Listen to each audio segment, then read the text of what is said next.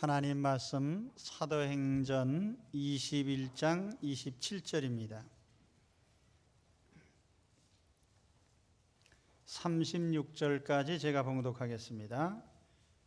그 이래가 거의 참에 아시아로부터 온 유대인들이 성전에서 바울을 보고 모든 무리를 충동하여 그를 붙들고 외치되 이스라엘 사람들아 도우라. 이 사람은 각처에서 우리 백성과 율법과 이곳을 비방하여 모든 사람을 가르치는 그자인데 또 헬라인을 데리고 성전에 들어가서 이 거룩한 곳을 더럽혔다 하니 이는 그들이 전에 에베소 사람 드로비모가 바울과 함께 시내에 있음을 보고 바울이 그를 성전에 데리고 들어간 줄로 생각함이러라. 온 성이 소동하여 백성이 달려와 모여 바울을 잡아 성전 밖으로 끌고 나가니 문들이 곧 닫히더라. 그들이 그를 죽이려 할 때에 온 예루살렘이 요란하다는 소문이 군대의 천부장에게 들리매 그가 급히 군인들과 백부장들을 거느리고 달려내려가니 그들이 천부장과 군인들을 보고 바울 치기를 그치는지라. 이에 천부장이 가까이 가서 바울을 잡아 두 쇠사슬로 결박하라 명하고 그가 누구이며 그가 무슨 일을 하였느냐 물으니 무리 가운데서 어떤 이는 이런 말로 어떤 이는 저런 말로 소리치거늘 천부장이 소동으로 말미암아 진상을 알 수 없어 그를 영내로 데려가라 명하니라. 바울이 층대에 이를 때에 무리의 폭행으로 말미암아 군사들에게 들려가니 이는 백성의 무리가 그를 없이 하자고 외치며 따라가미러라. 아멘. 바울이 체포당하는 장면이죠. 사도행전 13장에서부터 28장까지 이 사도행전 후반부는 바울의 사역입니다. 바울의 사역은 다시 크게 보면 이 자유인으로서 로마 시민권을 가진 자유인으로서 사역한 것이 오늘 읽어드린 말씀 직전까지의 내용이고 이제 체포당한 후에 죄수의 신분으로서 전도 사역을 했던 기록이 이제 28장까지의 내용입니다. 바울이 체포당한 이후에 기록은 크게 세 부분으로 나눌 수 있는데 장소에 따라서 21장에 있는 내용은 예루살렘에서 체포당한 후에 행적이 기록되어 있고 24장에서 26장까지 두 번째 부분은 가이사라에서 옥중 생활을 한 기록이고 27장과 28장은 이제 로마로 압송되어 가는 과정과 로마에서의 생활이 기록되어 있습니다. 바울은 어떤 면에서 자유인으로서 복음 전파를 한 것도 위대하고 훌륭하지만은 죄수의 신분으로 체포당한 이후에 그가 남긴 전도적인 사역도 대단히 위대합니다. 그래서 오늘 말씀 이후에 이 기록이 바울이 체포당한 이후의 행적이고 그 사역의 시작이죠. 에베소서 6장 19절 20절에 보면은 바울은 에베소 교인들에게 보낸 편지에서 이런 부탁을 했습니다. 또 나를 위하여 구할 것은 내게 말씀을 주사 나로 입을 벌려 복음의 비밀을 담대히 알리게 하옵소서 할 것이니 이 일을 위하여 내가 쇠사슬에 매인 사신이 된 것은 나로 이 일에 당연히 할 말을 담대히 하게 하려 함이니라. 쇠사슬에 매였다는 건 그가 죄수의 신분이라는 거죠. 죄수의 신분이면서도 성경을 여러 권 기록을 했고 또 전도 사역을 계속을 했습니다. 이것이 복음의 역사입니다. 이제 다시 본문으로 들어가서 바울이 체포당하게 된 시발점이 되는 것은 과격파 유대인들의 선동입니다. 27절에 보면 그 이래가 거의 참에 아시아로부터 온 유대인들이 성전에서 바울을 보고 모든 무리를 충동하여 그를 붙잡았다. 아시아로부터 온 유대인이 주동자들인데 이 사람들은 누구였냐면은 바울이 에베소에서 전도하는 동안에 바울의 얼굴을 익힌 사람들이에요. 여기 아시아라고 기록된 것은 지금의 아시아가 아니고 터키의 한 지방 이름이 본래는 아시아라는 이름이에요. 그 아시아 지역의 수도가 되는 곳이 바로 에베소입니다. 그래서 에베소에서 바울이 3년 동안 전도하는 것을 유대인들이 들었고, 그 중에 극렬한 반대자들이 이 예루살렘에 또 나타나서 바울을 대적한 겁니다.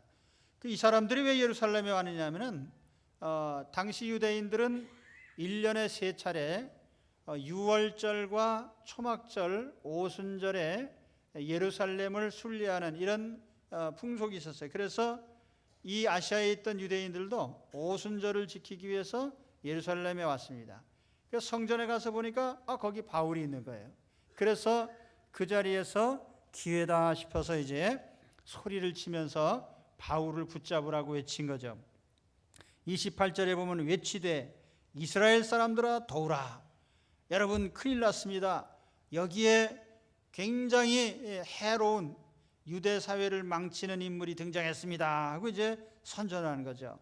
이 사람은 각처에서 우리 백성과 율법과 이곳을 비방하여 모든 사람을 가르치는 그자인데, 3가지 죄목을 제시하죠. 첫째는 이스라엘 민족을 비방한 사람이다. 둘째는 율법을 비방한 사람이다.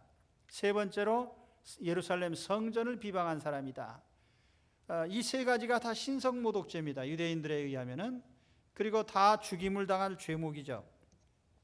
특히 바울이 이방인을 데리고 성전에 들어갔다. 이거는 유대인들에겐 굉장히 자극적인 말이에요. 헬라인을 데리고 성전에 들어가서 이 거룩한 곳을 더럽혔다. 이 말은 그 이제 29절에 보면 해명이 나오잖아요. 이는 그들이 전에 에베소 사람 드로비모가 바울과 함께 시내에 있음을 보고 바울이 그를 성전에 데리고 들어간 줄로 생각함이라라. 다시 말하면은 바울이 예루살렘 시내에 다닐 때 드로비모라는 이방인과 같이 있었는데, 바울이 예루살렘 성전에 나타나니까 이방인도 같이 데리고 온 줄로 추정을 한 거예요. 추측을 한 것이지 사실은 아닙니다. 바울은 이스라엘 민족을 비방한 적도 없고 모세율법을 비방한 적도 없고 예루살렘 성전을 비방한 적이 없습니다. 그리고 여기에 또 이방인을 끌어들였다는 것도 사실이 아니에요. 그런데 이 과격한 유대인들은 바울에게 거짓 죄목을 씌우고 군중들을 선동하고 폭동을 일으켰습니다. 이들이 행한 그 수법이 예수님이 당한 것과 똑같아요. 예수님도 예루살렘에서 죽임을 당하실 적에 거짓 죄목으로 고발당하고 군중들의 선동을 당하고, 그리고 군중들이 폭동을 일으켜서 예수님을 처단하도록 그렇게 한 것입니다. 오늘 말씀 30절, 31절, 35절에 거듭 보면은 온 성이 소동하여 백성이 달려와 모여서 바울을 붙잡았다. 그리고 성전 밖으로 끌고 나가서 죽이려고 했습니다. 심지어는 로마 군대가 나타나서 바울을 체포를 하고 바울을 끌고 가는 도중에도 이 사람들이 죽이라고 외치면서 달려들었던 것입니다. 종교가 됐든 사상이 됐든지 목적 달성을 위해서 폭행을 자행하는 것은 가장 악한 일입니다. 인간 세상에 가장 문제가 되는 게 항상 과격파가 문제예요. 이 과격파는 어떤 인간 자신보다 그들의 목적을 이루는 데 더 집중을 하고 거기에다 모든 초점을 모읍니다. 사람의 생명보다 이념이나 사상을 더 중시해요. 사람을 목적으로 삼지 않고 수단으로 삼습니다. 그래서 그들은 때때로 사람의 목숨을 파리 목숨보처럼 가볍게 여기는 것입니다. 과거 공산주의 운동이 그랬어요. 트로츠키나 스탈린, 김일성, 지금의 김정일이나 킬링필드의 폴포트 정권, 이 모든 사람들이 다 이상사회를 건설하는 목적으로 수천만 명을 학살했어요. 현재 지구상에서 많은 테러 집단이 있습니다. 알카에다라든지 혹은 스킨헤드라든지 뭐 KKK라든지 이 북한 공산당 같은 이런 집단들이, 이들은 앞에 혹 민족이라는 이름을 내세우기도 하고 종교라는 이름을 내세우기도 하지만은 결과적으로는 폭력을 통해서 인간을 해치는 악한 수단을 동원을 하는 그런 악한 집단인 것입니다. 오늘날 그 회교 가운데 과격파들을 보면은 순위파니 또는 시아파의 그 회교도들 가운데도 온건파가 있어요. 그런데 이 급진 과격파들을 보면 항상 사람을 죽이는 것을 일삼습니다.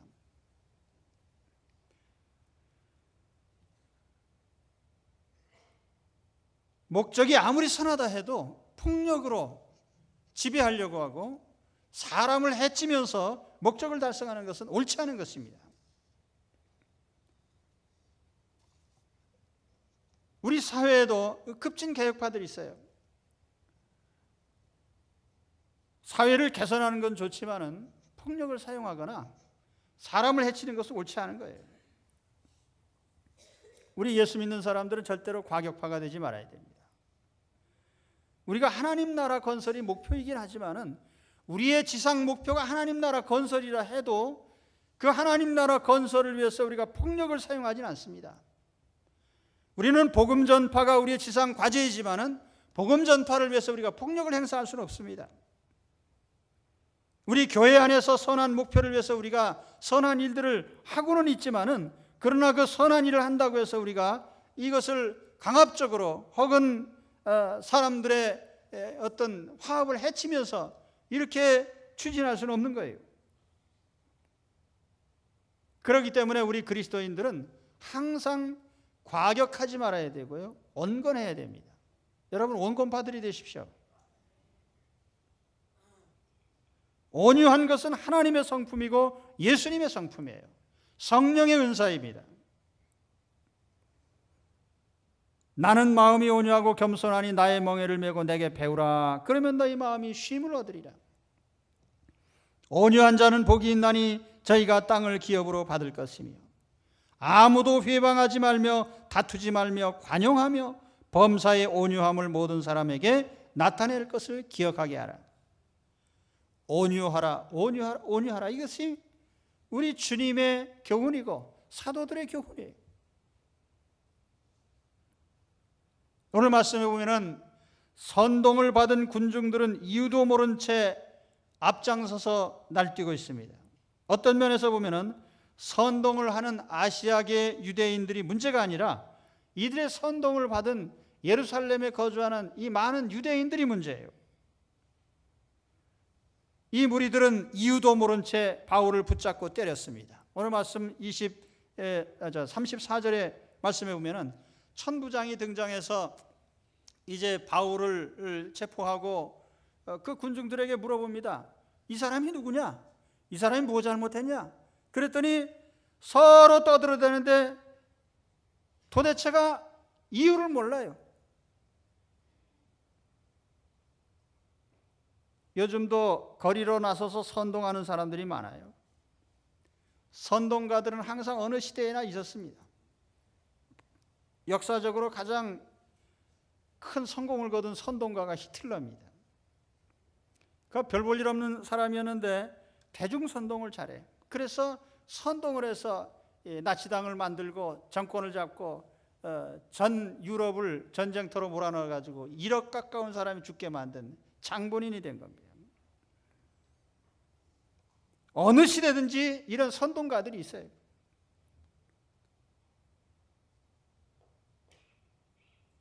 그러나 이런 선동가들이 문제가 아니라 그 선동에 놀아나는 사람들이 더 문제죠. 저는 우리 대한민국에서 이제는 거리 선동은 좀 없었으면 합니다. 모든 사람들이 침착하게 판단하고 자기 중심을 잡고 옳고 그름을 분별해서 행동하면 되는 것이지, 거리로 나서서 폭동을 일으키고 이것은 바람직한 게 아니에요. 여러분, 선동가도 되지 마시고요, 선동에 노란하는 사람들도 되지 마십시오. 이 과격하다는 것, 이게 참 문제가 많은 거예요.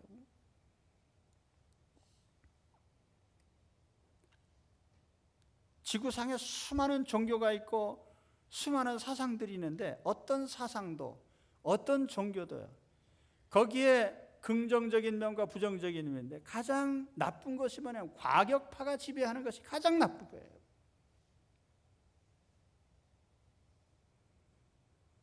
다시 이제 성경 본문으로 돌아가서 여기에 중심 주제가 성전의 이슈입니다. 성전 문제. 28절에 가서 보면 또 헬라인을 데리고 성전에 들어가서 이 거룩한 곳을 더럽혔다 하니, 이 성전 더럽혔다 이거예요. 이게 유대인들을 가장 자극하는 발언이에요. 왜 성전이 그만큼 유대인들에게 중요한 이슈가 되었는가? 그것은 우리가 이스라엘의 성전의 역사를 보면 알 수가 있어요. 본래 이스라엘 사람들은 광야 시절에 이동식 성전을 가지고 있었는데 이걸 성막이라고 했습니다. 그러다가 가나안 정착한 후에 다윗 왕조가 세워지고 다윗과 솔로몬 왕이 성전을 건축을 했어요. 예루살렘의 성전을 세우는데 이것을 솔로몬 성전 혹은 제1성전이라고 합니다. 이 성전은 모든 이스라엘 사람들의 마음의 고향입니다. 그러다가 BC 586년 바빌론의 느부갓네살 왕이 침략을 해서 이 솔로몬 성전을 완전히 다 파괴해 버렸습니다. 그리고 이스라엘 백성들이 바빌론 포로로 잡혀가는데, 그들은 포로지에서도 항상 영적인 자기들의 고향인 예루살렘 성전을 늘 마음에 그리워했습니다. 이 내용을 잘 기록한 것이 시편 84편입니다. 만군의 여호와여, 주의 장막이 어찌 그리 사랑스러운지요. 내 영혼이 여호와의 궁정을 사모하여 쇠약하며 내 마음과 육체가 생존하시는 하나님께 부르짖나이다. 나의 왕 나의 하나님 만군의 여호와여, 주의 제단에서 참새도 제 집을 얻고 제비도 새끼들 보금자리를 얻었나이다. 주의 집에 거하는 자가 복이 있나이다. 저희가 항상 주를 찬송하리이다. 주의 궁정에서 한 날이 다른 곳에서 첫날보다 나은즉 악인의 장막에 거함보다 내 하나님 문지기로 있는 것이 좋사오니. 심지어는 참새, 제비가 성전 처마에 집을 틀고 사는 것을 부러워하는 거예요. 나도 저 성전에 한번 가봤으면. 이런 향수를 가진 유대인들이 페르시아 왕 고레스 때에 해방령이 내려지고, 그래서 BC 520년경 다시 돌아와서 예루살렘에 성전을 지었습니다. 스룹바벨이라는 사람이 주도했기 때문에 이걸 스룹바벨 성전이라고 하고 제2성전이라고 합니다.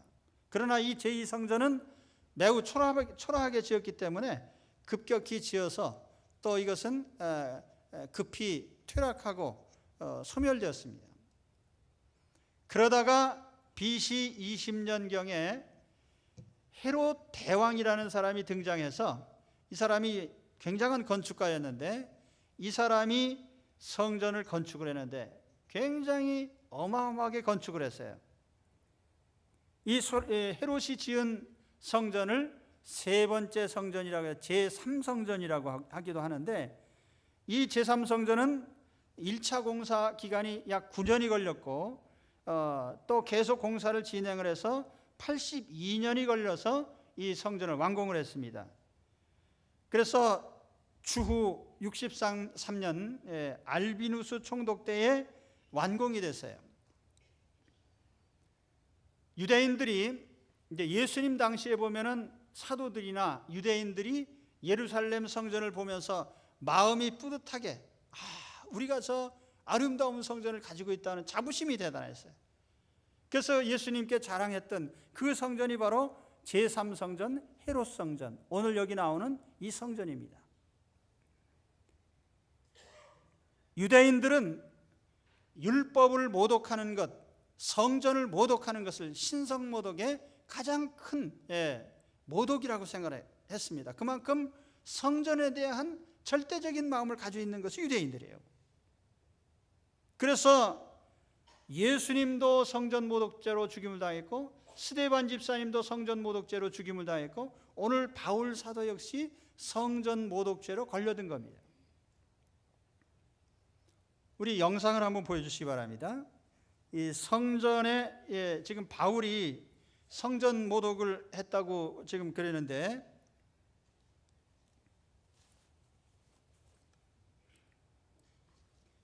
이 영상이 보입니까? 지금 이게 이제 성전의 내부 조감도예요. 그런데 이 사진 말고 다음 거 보세요. 지금 이게 이제 예루살렘의 동쪽 지역에 제일 높은 정상 부분에 이런 성전, 다윗과 솔로몬이 지었던 성전 터가 있습니다. 이 위에 제1성전, 제2성전, 제3성전이 계속 세워졌는데, 이것이 지금 헤롯 성전의 기초 터입니다. 근데 이 성전 터가 이게 남북 방향이고 이쪽이 동서 방향인데, 그 남북 방향으로 대략 한 450m 정도 되고, 이 동서 방향으로 약 300m 정도 되는 그런 대지 위에 세워진 것이 성전이에요. 그리고 전체적으로 보면은 이제 예루살렘 성은 이렇게 이쪽으로 해가지고 이렇게 외곽으로 이렇게 둘러싸여 있죠. 그리고 이 성전터 중심에 본 건물이 놓여 있습니다.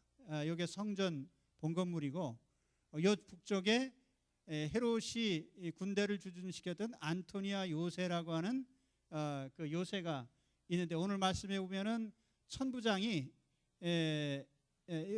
이전 그림이요. 천부장이 군대를 끌고 즉시 출동할 수 있었던 것은 여기에 군대가 약 1000명 정도 주둔하고 있었기 때문에 여기 성전 지역에서 소요가 일어나면 즉시 출동을 할 수가 있었던 것입니다. 다시 아까 성전으로 가서 봅니다. 이 성전은 이렇게 내부는 크게는 이렇게 두 부분으로 되어 있어서 여기 보면은 코트 오브 더 위민이라고 있는데, 이거는 여인의 뜰이라고 되어 있고, 요 안으로 들어가면은 이제 요 가로막이 있어요. 요 계단이 있고, 여기로 들어가면은 이쪽에는 이스라엘인의, 이게 말하자면은 여인들이 못 들어가는 것이죠. 이스라엘인의 뜰이 있고, 더 가게 되면은 이쪽은 제사장들만 출입하는 그런 처소입니다. 여기에 번제단이 있고, 또 여기 이제 제물을 잡는 그런 장소, 그리고 요 안에 이제 성소와 지성소가 이렇게 놓여 있는 이런 형태의 건물입니다. 그런데 이것이 요 전체가 다 성전인데, 아까 그 그림 다시 보겠습니다.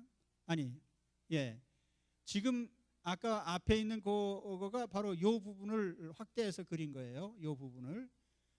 그런데 자세히 보면은 이 성전 건물이 놓여 있는 요 지대가 이 일반 땅보다는 약간 높습니다. 그래서 14개의 계단을 올라가면은 이 성전 지역이 나오는데, 여러분 여기 보시면 또 젠타일이라고 있는데, 이거는 이방인의 뜰이라고 합니다.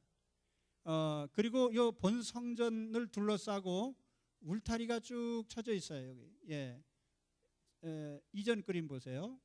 이전 그림.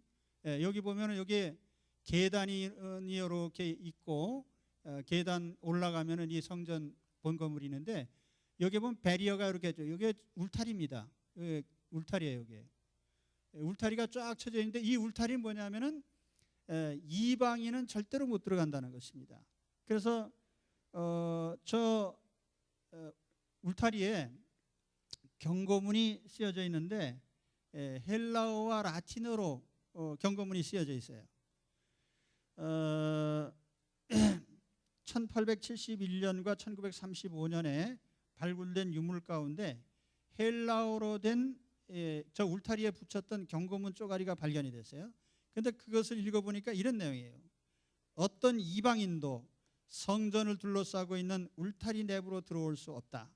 만일 누구든지 이런 일로 체포당하는 자는 죽임을 당할 것이다. 이런 경고문이 딱 쓰여져 있는 거예요. 그런데 거기에 헬라어는 당시 일반인들이 쓰던 문자니까 그렇지만은 라틴어로 쓰여져 있다는 건 굉장히 중요한 겁니다. 라틴어가 뭐예요? 정복자인 로마의 문자입니다. 그러면 정복자들인 로마 총독도 저 경고문을 붙인 것에 동의했다는 뜻이에요.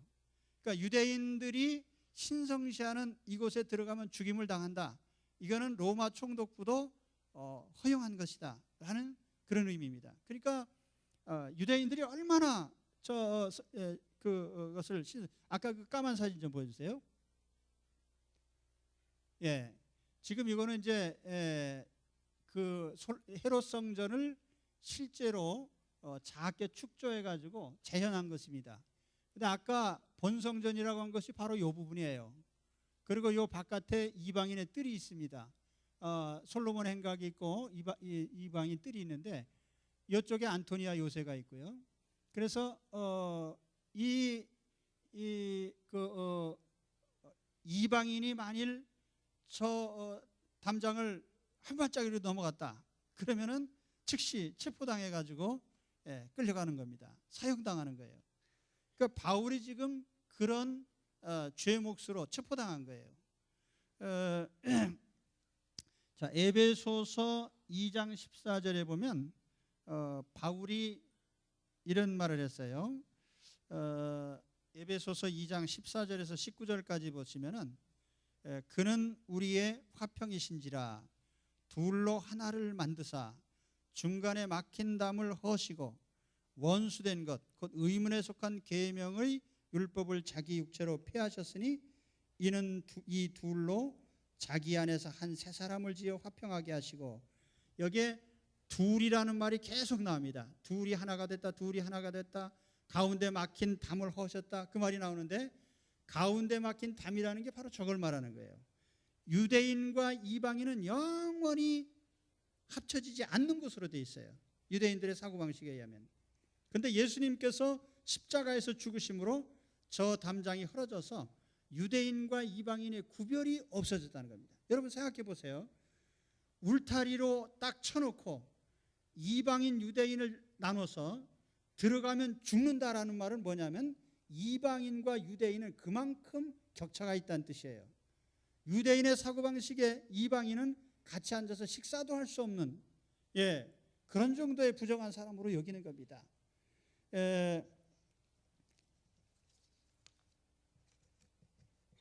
아무튼 유대인들은 이와 같은 성전에 이방인을 끌고 들어갔다고 하는 죄의 몫으로 바울을 체포해서 바울을 죽이기로 결심을 한 겁니다. 사실 유대인들이 그렇게 사랑하고 또 애착을 가졌던 저 예루살렘 헤롯 성전은 성전이 완공되고 7년 후에 주후 70년 로마의 디도라고 하는 장군이 쳐들어와서 완전히 초토화시켰어요. 그래서 그때 저 헤롯 성전은 완전히 무너졌습니다. 사실 저건 어마어마한 건축물이에요. 기반의 돌을 보면은 어떤 돌은 돌 한 귀퉁이의 길이가 5m나 됩니다. 굉장히 큰 돌로 지어진 어마어마한 건물인데 저런 엄청난 건물이 왜 다 폭삭 무너졌느냐? 그 당시 소문이 나기를 저 돌 사이에 황금이 들어있다라고 하는 그런 루머가 퍼져가지고 다 돌들을 드러낸 겁니다. 그 헤롯 성전이 완전히 박살난 거예요. 예수님 예언대로 돌 위에 돌 하나도 남지 않고 다 무너진 거죠. 사실 그렇게 망할 성전에 유대인들은 목숨을 걸고 그것 때문에 예수님도 죽였고 스데반도 죽였고 바울도 죽였어요. 그러니 그게 얼마나 잘못된 열심이냐. 오늘 우리가 성전을 사랑하는 거 좋지만은요, 우리가 바른 생각을 가져야 된다는 거예요. 그것 잠시 후에 좀 말씀드리고요. 이런 위기에 처해 있을 때에 이제 천부장이 등장하죠. 아까 그 안토니아 요새의 로마 군대의 1개 대대 정도 약 600명에서 1000명가량의 군대가 주둔을 하고 있었습니다. 이들의 목적은 치안을 유지하고 폭동을 진압하고 하는 이런 목적이 있었는데 군중들이 와글와글하니까 즉시 군대를 출동시켰어요.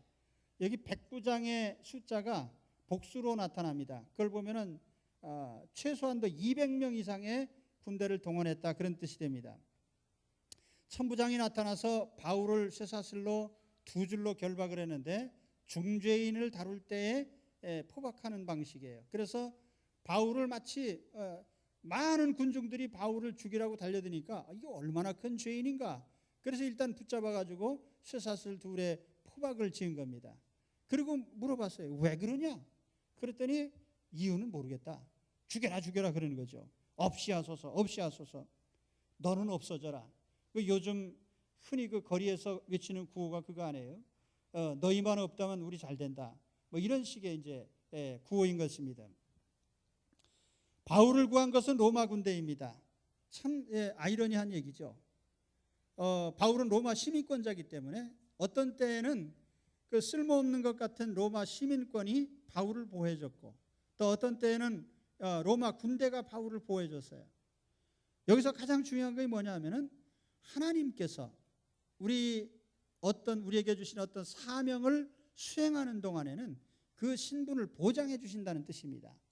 여러분 때로는 건강 때문에 염려되십니까? 아니면 죽을까 봐 걱정되세요? 정말 아무 할 일도 없는 사람이 죽을까 봐 걱정을 제일 많이 합니다. 할 일도 없는 사람들은 사실은 빨리 죽어도 별로 억울한 건 없어요. 그러나 어떤 사명이 있는 사람들은 절대로 빨리 죽어서는 안 되지요. 그러니까 하나님께서도 우리가 하나님이 주신 인생의 과제를 사명을 수행하는 동안에는 하나님이 우리의 생명도 우리의 삶도 보장하시는 줄로 믿습니다. 이게 가장 중요한 거예요. 우리의 사명이 무엇입니까? 우리가 복음전도의 사명을 가지고 있습니다. 교회를 건설하는 사명이 있습니다. 또 어떻게 보면 한 가정에서 제대로 된 집안, 제대로 된 가정 하나, 제대로 된 가문 하나를 세우는 것은 얼마나 큰 사명인지 몰라요. 요즘 우리 사회가 왜 무너지고 무질서하고 타락한 사회가 됩니까? 가정에서 제대로 된 자식 교육을 하지 않고 가정에서 제대로 된 가문을 세우려고 하는 노력을 안 하기 때문에 그저 개인의 행복과 쾌락만 추구하다 보니까 자기의 행복이라면 자식도 집어던지고 다 버리고 이렇게 하니까 안 되는 거예요. 사명을 가지고 사시기 바랍니다. 사명을 가지고 사는 사람은 하나님이 지켜주시게 돼 있어요.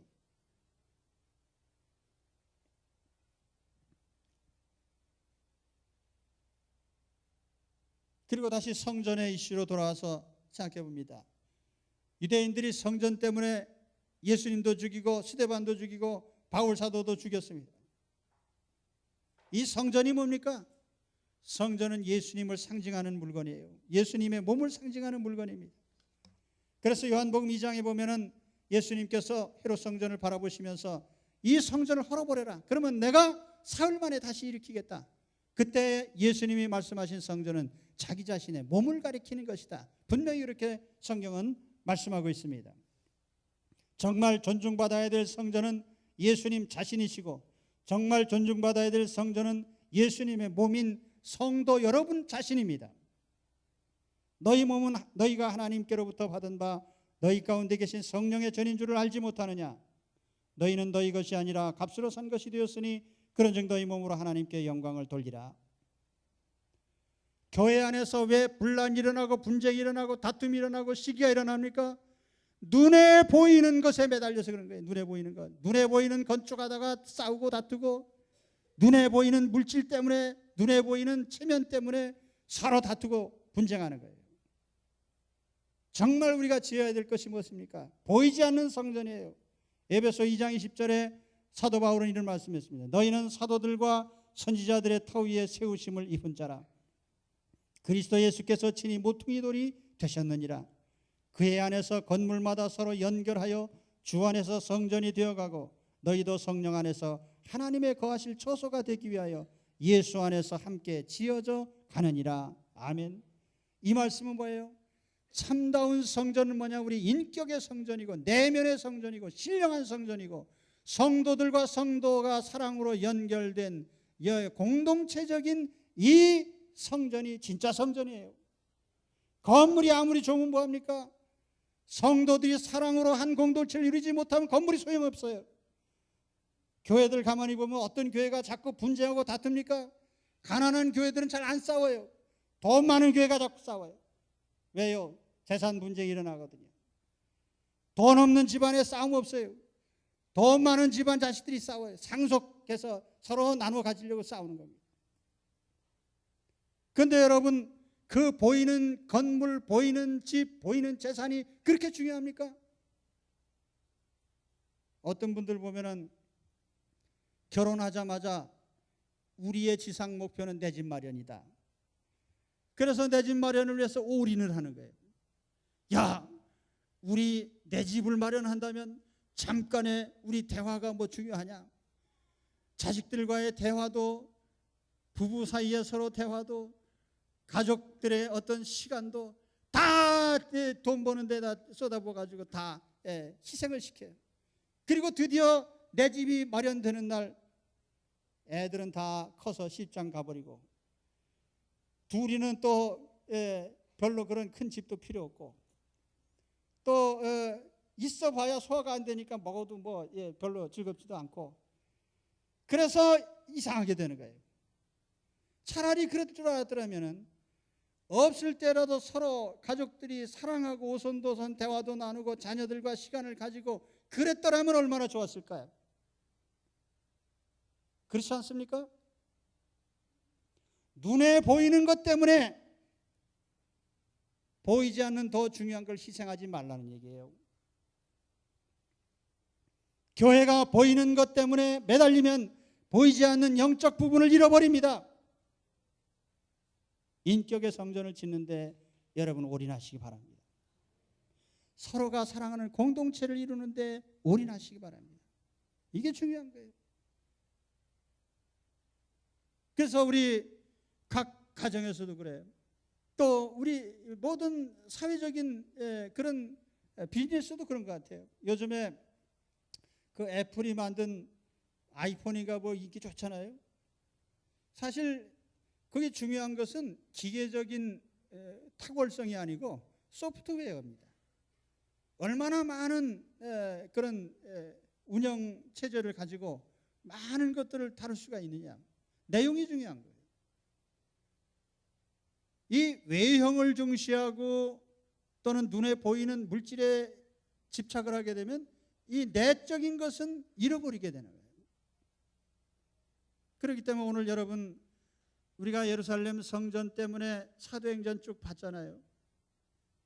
예수님 당시부터 그 성전 때문에 얼마나 많은 사람들이 희생하고 쓸데없는 데 열심 내다가 그 집은 다 무너져 버리고, 이게 사도행전 역사예요. 지금 바울이 세웠던 터키에 가보면은 바울이 갔던 그 많은 지역에 교회가 하나도 남아있질 않아요. 중요한 것이 무엇입니까? 건물이 아니에요. 거기에 있는 사람이고 공동체인 겁니다. 오늘 주 안에서 보이지 않는 신령한 교회, 인격의 교회, 내면의 교회, 영적 교회를 세워가는 여러분들이 되시기를 축원합니다. 기도하겠습니다. 하나님 아버지,